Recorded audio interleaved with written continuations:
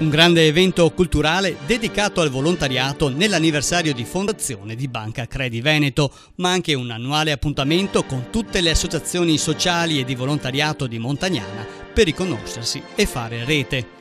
Un'idea nata nell'ambito dei festeggiamenti per il centenario di fondazione di Credi Veneto, che con l'amministrazione comunale di Montagnana, la parrocchia e con la regia di Cristian Ricci e Federica Morello ha visto la realizzazione di un grande evento musicale in Duomo. L'appuntamento, curato dall'Associazione Tessitori di Speranza Onlus e da quest'anno con il sostegno della Regione del Veneto, è dedicato alle numerose associazioni di volontariato che con il loro lavoro contribuiscono in modo fattivo alla crescita della solidarietà nel territorio. Il programma ha dato spazio alle grandi aree sacre e alle aree d'opera ispirate ai temi religiosi, per un crescendo di emozioni che hanno coinvolto il grande pubblico. Un tocco di internazionalità ed esibirsi con coro e orchestra i vincitori del concorso lirico internazionale Martinelli Pertile.